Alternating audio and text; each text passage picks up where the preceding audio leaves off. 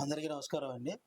ఈరోజు జై హింద్ న్యూస్ స్టూడియోలో senior most journalist Srinivas Prasad గారు ఉన్నారు. ఆయనతో ముఖాముఖి చర్చలో రాబోయే ఎన్నికల్లో అధికార పార్టీ పరిస్థితి ఎలా ఉండబోతుందో ఆయన మాటలో తెలుసుకుందాం. నమస్కారం అండి. శ్రీనివాస్ ప్రసాద్ గారు. ఎన్నికల షెడ్యూల్ వచ్చేసింది. రాబోయే ఎన్నికల్లో అధికార పార్టీ పరిస్థితి ఎలా ఉండబోతుంది? ఇప్పుడు మీరు అంటే రాబోయే ఎన్నికలు అంటే ఎలక్షన్ షెడ్యూల్ వచ్చేసింది. సుమారుగా ఒక 50 రోజులు 54 రోజుల్లో ఎన్నికలు కూడా జరగబోతున్నాయి. ఈ స్థితిలో మనం ఒక పార్టీకి విజయావకాశాలు అనేది ఇప్పుడే అంచనా వేయటం అనేది కొంచెం తొందరపాటు అవుతుంది. అందుకని ముందుగా అసలు మనం ఏ రాజకీయ పార్టీకైనా కొన్ని అనుకూలతలు ప్రతికూలతలు ఉంటాయి.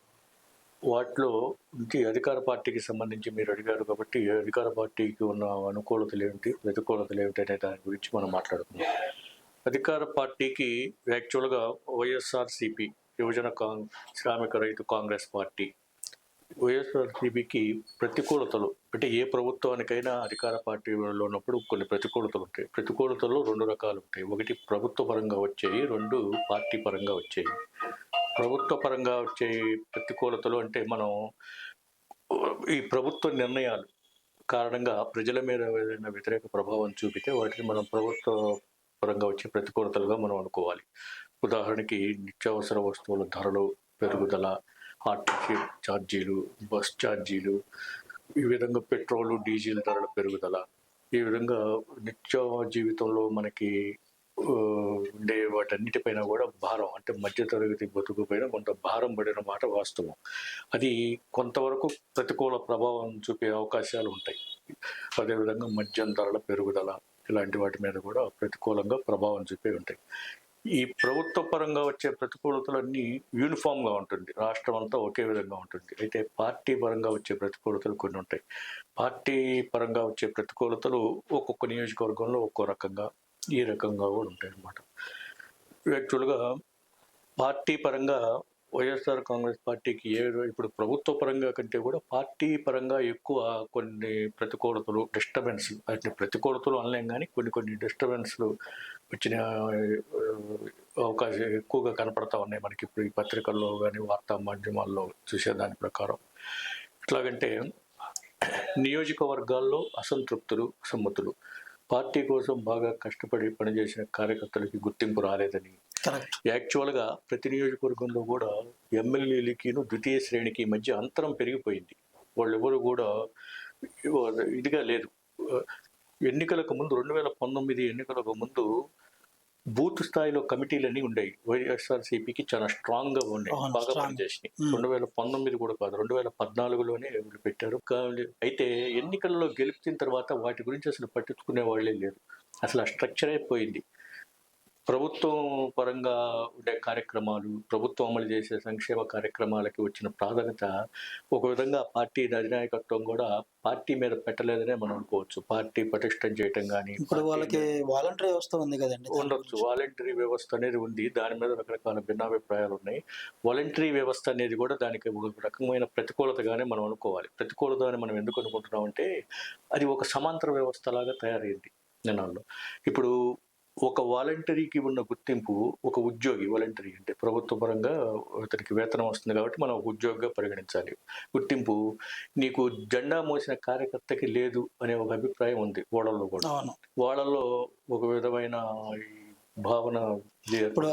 ఇప్పుడు మీరు అన్న ఏదైతే మాట ఉందో, వాలంటరీకి ఉన్న విలువ ఊళ్ళో ఉన్న విలేజ్లో కానీ, అర్బన్లో కానీ, రూరల్లో కానీ కార్యకర్తలకి, నాయకులకి విలువ లేకుండా పోయింది అనే మాట మీరు ఏదైతే అంటున్నారో అది స్ట్రాంగ్గా, బలంగా వినపడుతున్న మాట. అదే నాయకులకి, కార్యకర్తలకే కాదు, స్థానికంగా ఎన్నికైన ప్రజాప్రతినిధులకు కూడా అది కొంచెం ఇదిగానే ఇబ్బందికరంగానే ఉంది. వాలంటరీలకి ఎక్కువ ప్రాధాన్యత ఇస్తున్నారు అనేది అది ఒక రకమైన ప్రతికూలత. యాక్చువల్గా అది వాలంటరీ వ్యవస్థ ద్వారా మనం 50 ఏళ్లకు ఒక వాలంటీర్ని పెట్టడం ద్వారా ఒక 4 లక్షల మందికి ఉపాధి కలిగింది.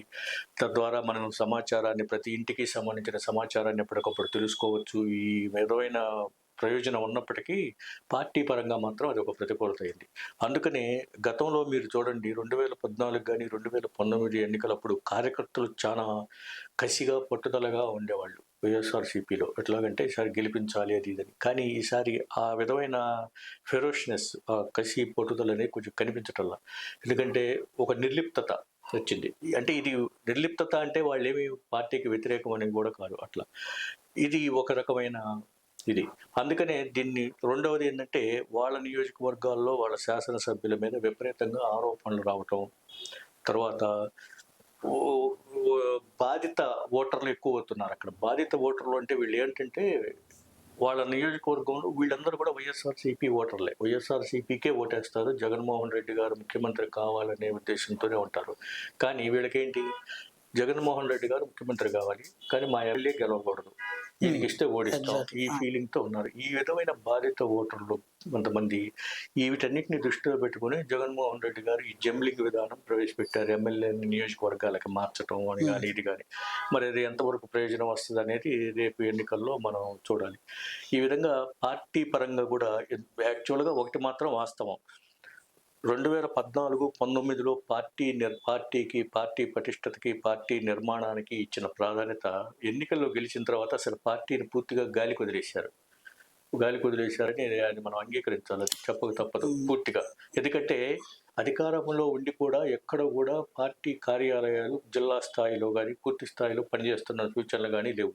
ఎవరికి వాళ్ళు సొంత కార్యాలయాలతో ఉంది. ఒక విధమైన పార్టీ నిర్మాణము, ఒక స్ట్రక్చరు, ఒక రాజకీయ పార్టీకి ఉండవలసిన ఇది కూడా ఎక్కడ కూడా మనకి కనిపించట్లా. అందుకని కొంచెం పార్టీ మాత్రం పూర్తిగా నిర్లక్ష్యం చేశారని అనొచ్చు. ప్రాధాన్యత ఇవ్వటం కాదు, ఎవరైతే ఇప్పుడు వాలంటీర్లు ఉన్నారో వాళ్ళని జగన్ ఆర్మీగా అనుకోవచ్చా? కార్యకర్తలతో నాయకులతో సంబంధం లేకుండా ఎలక్షన్ చేయాలన్న ఆలోచనలో ఉన్నారు. జగన్మోహన్ రెడ్డి గారు ఉన్నారు కానీ అది పూర్తిగా సత్ఫలితాలు ఇస్తుందని అనుకోరు. ఎందుకంటే జెండా మోసే నాయకునికి కార్యకర్తకి కానీ ఒక నాయకునికి ఉండే పట్టుదల, జగన్మోహన్ రెడ్డి గారిని ముఖ్యమంత్రిని చేయాలి అని వాళ్ళకుండే పట్టుదల ఈ వాలంటీర్కి ఉండకపోవచ్చు. ఎందుకంటే వాలంటీర్ వైసీపీ గవర్నమెంట్ కార్యకర్తలతో సంబంధం లేకుండా, నాయకులతో సంబంధం లేకుండా ఆ వాలంటీర్ వ్యవస్థ మీద రాజకీయం చేద్దాం అన్న ఆలోచనలో వాళ్ళు ఉన్నారు. ఉంది. ఇప్పుడు నాయకుల దగ్గరికి ఏదన్నా పని తీసుకెళ్తే మా నాయకుడు చేశాడు అని చెప్పుకోవటానికి వాళ్ళకి గౌరవం ఉంటుంది, చేసిన వాళ్ళకి గౌరవం ఉంటుంది. ఇప్పుడు అది లేకుండా వాలంటీర్ వ్యవస్థ ఇప్పుడు అన్ని వాళ్ళకు ఒక ఇంటికి అదే ఒక వాలంటీర్కి ఒక 50 ఇళ్ళు అప్పచెప్పారు. ఆ 50 ఇళ్ళకి ఆ వాలంటీరే చూస్తున్నాడు. ఇప్పుడు ఏ పని వచ్చినా ఆ వాలంటీర్ దగ్గరికి వెళ్తారు. రేపొద్దున ఊళ్ళో ఉండే నాయకుడు కానీ కార్యకర్త కానీ వెళ్ళి జనాన్ని ఓటు అడిగే పరిస్థితి ఉందా? అదే ఇప్పుడు అభ్యర్థుల్ని ప్రకటించారు కాబట్టి ఇప్పుడు కొద్దిగా మార్పు వస్తుందేమో మనం చూడాలి. యాక్చువల్గా మీరు చెప్పింది వాస్తవమే. ఇప్పుడు వాలంటరీ వ్యవస్థ మూలంగా అక్కడ స్థానిక నాయకులకు కూడా కొంచెం ఇబ్బందులు ఉన్నాయి. ఎందుకంటే వాళ్ళు చేసే పని, వాళ్ళ పనితీరు ఇవన్నీ కూడా పార్టీకి ప్రయోజనం చేకూర్చొచ్చు, కానీ ఆ నాయకునికి వ్యక్తిగతంగా ఆ నాయకుడిని అంటిపెట్టుకునే అనుచరులు, కార్యకర్తలకు మాత్రం చాలా ఇబ్బందికరంగానే ఉంటుంది.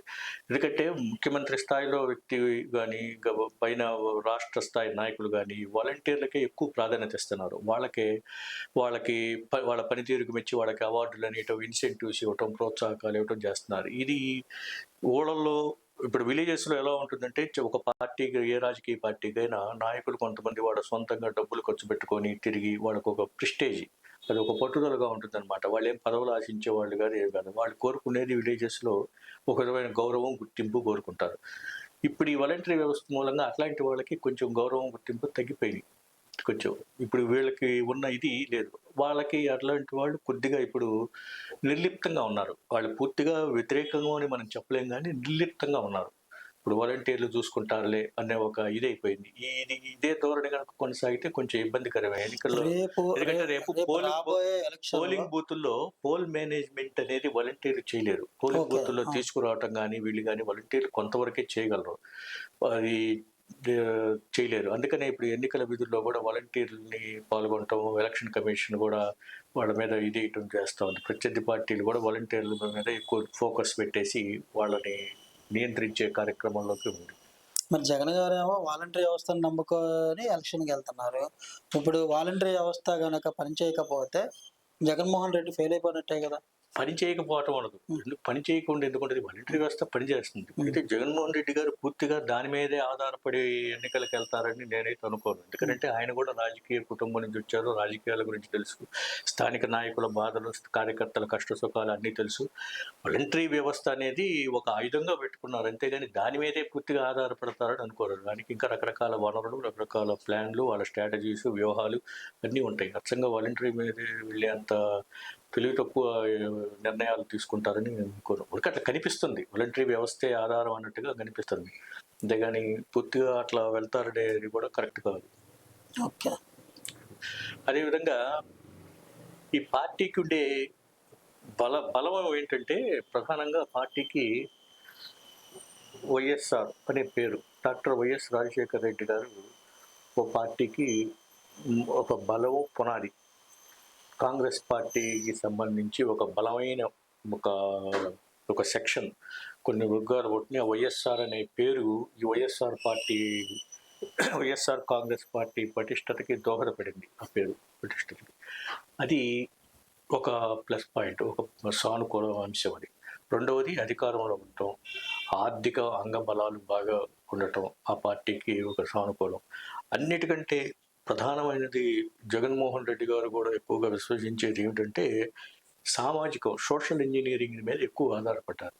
అంటే సామాజిక వర్గాలకి ఎక్కువ ప్రాధాన్యత. బీసీ, ఎస్సీ, ఎస్టీ, మైనారిటీ వర్గాలకి గతంలో ఎన్నడూ లేనంతగా నేను ఎక్కువ ప్రాధాన్యత ఇస్తున్నాను అని చెప్పే ప్రయత్నం చేశారు. అయితే ఆ వర్గాల్లోకి అది ఎంతవరకు వెళ్ళలేదు మన కాలం చెప్పాలి. బీసీ, ఎస్సీ, ఎస్టీ వర్గాలకి మీరు చెప్పినట్టుగానే వాళ్ళకి ప్రాధాన్యత ఇచ్చారు, పదవులు ఇచ్చారు. అంటే బయట మాట్లాడుకునేది ఏంటంటే పవర్ లేని పదవి ఎందుకు, అదే అట్లా ఏం ఉంది. ఉపయోగం? ఈ ఉపకులాల వారీగా కార్పొరేషన్లు ఏర్పాటు చేయటం కానీ వీటికి కానీ చేసి దానివల్ల అయితే అదే ఎస్సీ కార్పొరేషన్ ద్వారా గతంలో కొన్ని నిధులు ఇవన్నీ వచ్చాయి. ఇప్పుడు అలాంటివి ఏమి వస్తున్నాయని చెప్పి ఆ వర్గాల నుంచే వినిపిస్తున్నారు. అంటే బీసీ కార్పొరేషన్, ఆ కార్పొరేషన్ నిర్వీర్యమైపోయి ఈ ఉపకులాల వారీగా ఏర్పడిన కార్పొరేషన్లు అయితే ఏర్పాటు చేశారు కానీ వాటికి ఇంకా ఇవ్వలేదు అని అన్నారు. అయితే కొన్ని ఆర్థిక ప్రతిబంధకాలు కావచ్చు. అది లాంగ్ రేంజ్లో ఏమైనా మంచి ఫలితాలు ఇస్తాయేమో మనం చెప్పలేము ఇప్పుడే.